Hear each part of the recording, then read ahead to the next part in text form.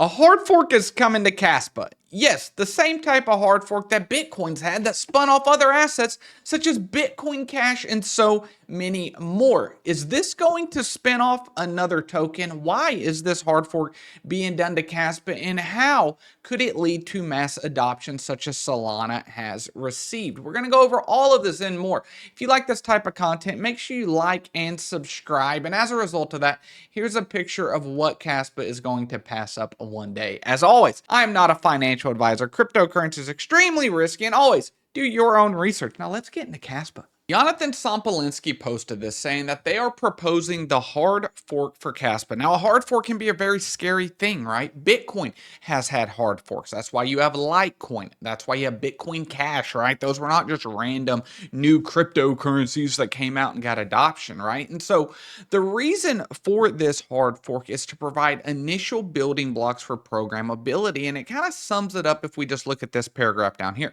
Another primary consideration is that this hard fork will start introducing into mainnet components which are needed for vProgs, the covenant part, and the native assets living on chain, which would provide the devs and ecosystem initial feedback about the usage and the needs of more advanced ZKVMs. And so this is not going to be wasted, right? My worry was that this is just some kind of building block waiting for vProgs, and everyone that built off of this hard fork would kind of be rendered useless when vProgs came about. But what it seems like is that some of these components that will be needed in vProgs could be shipped out via this hard fork earlier, and it would also help L2 teams build. You could see this hard fork can assist L2 teams that are building CAS-based rollups. And one thing there's been is that Yonatan Sompolinsky and the Kaspa team does not believe in L2s, and it's for good reason.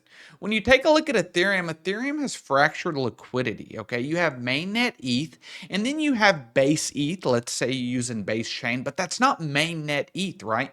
And even though the base generates a ton of fees, only 8 or 10% of that is actually paid to mainnet ETH. So this is what's called fractured liquidity. Whereas when you have Solana, can you name one Solana layer 2? You can't. It's not needed. The layer 1 is enough for that. And so that's what their thought behind all of this is. And with going to what vProgs are. And so I do want to show a little summary of what vProgs are. This is directly from their yellow paper, they called it, and the purpose and scope. This document specifies that Kaspa vProg protocol, the primary objective is to scale the computational capacity of the Kaspa L1 by enabling off-chain execution through verifiable progs. So the actual stuff, the transactions and everything would happen off chain, and it would be verified via the L1. And all of this would be settled in what asset? Kaspa. So that is how Kaspa is getting away from this entire fractured liquidity problem that Ethereum has had. And whenever we're talking about the hard fork, it can be scary, but by definition, this is a hard fork, but the reason it's happening is completely different. So I want to refer you over here to the Kaspa community website, and you can see in our context, hard fork refers to a community agreed and scheduled change in the consensus protocol rather than a contentious fork resulting from disagreements within the network. That is how we have Bitcoin Cash and Litecoin. And it's not the first time that Kaspa has been through hard forks. If we take a look right after launch, there was one to address sidechain spam. Crescendo, that got us up to 10 blocks per second, eventually 30 to 100 blocks per second, was also a hard fork. This will be a hard fork. Dagnite would be a hard fork. And the reason that we need this, the reason that I believe Yonatan Sompolinsky and the team, I think they feel like they're behind the 8 ball, right? Nobody thought Kaspa would be this low and adoption would be that slow, because whenever we're taking a look at this, active addresses really haven't changed. And just shout out to Kaspa.stream.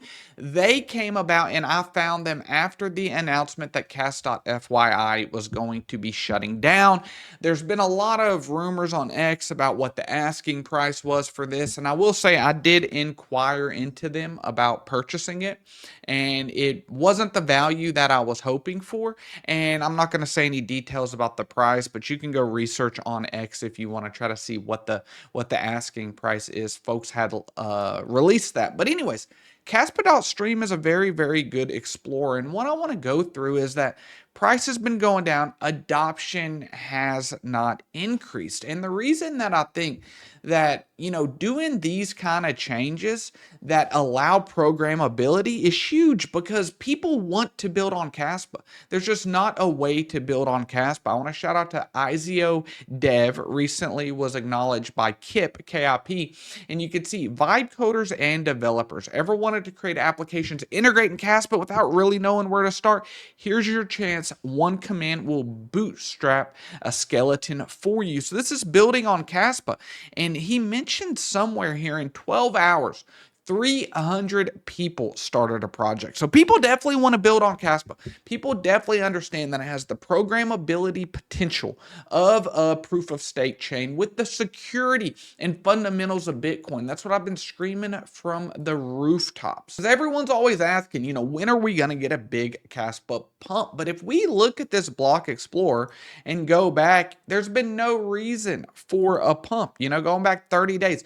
Active addresses have not spiked. If I could go back a year, I'm sure they are just slowly going up, maybe even going down. And what I want to reference Solana for is Solana did not get these pumps off of hype, right? This was real usage. And that's what we need to Kaspa is real usage. We don't want this speculation because whenever you have speculation, it's all hype. And when that hype doesn't deliver, it falls off just as quick, if not quicker, than how it went up. And so making these changes to be able to have programmability on Kaspa when we already see there's a huge demand for this vibe coding, and vibe coding is essentially using AI to code. You don't have to know how to code. You can just prompt and, it helps you through that, right? I'm sure you could do a lot more if you knew how to code, or everyone would, have applications. But this is really cool that they're building it. And so there is a demand. There is just not the functionality, which is where this hard fork is coming in, which is where vProgs are going to come in. And the timeline for a full vProgs, I believe, is about 9 months out. But that's how we get to this level.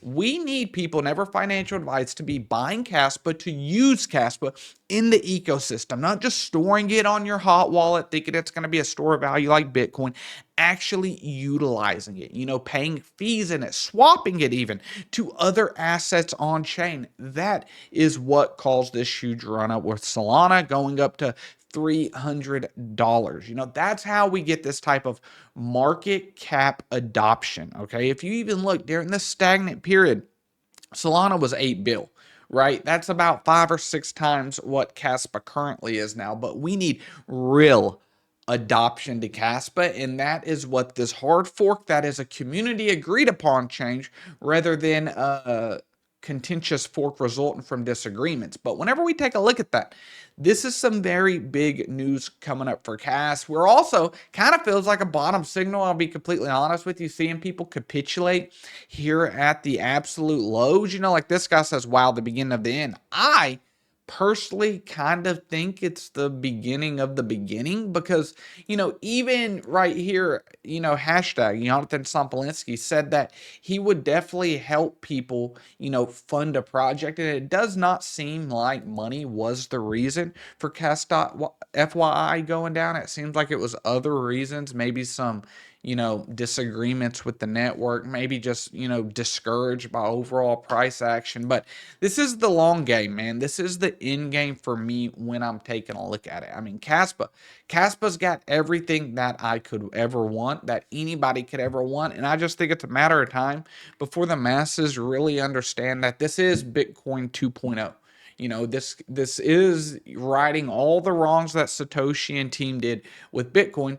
It's all being rewrote on Kaspa by somebody that's extremely, extremely respected in the Ethereum white paper, in the Ethereum documentation. Yonatan Sompolinsky's talked about with the Ghost Tag protocol. Everyone knows this, man. There is a ton of respect for him. Some of the best engineers, such as Michael Sutton in the world, are working on this. We're seeing applications like vibe coding coming about. Guys, if these very smart individuals, these builders, these programmers, these cypherpunks did not think that Kaspa was the answer, why would they be getting in 90% down from the all-time high, sitting here wanting to build on this chain? And it's because it's the most promising chain going forward. What else do you have to offer? Like Solana already has everything, right? That's like full product done. But when we look at Kaspa, Kaspa is 10, 20% there. Like it has so much more catalyst and it has so much more pathways to get actual adoption that I'm extremely excited for. But what do you think about this hard fork? Does it worry you that it could spin off another token, or are you excited about programmability and more usage on Cas? Watch this video up above, and if you're not part of the Finance Freeman family, what are we doing? Subscribe. I love you all.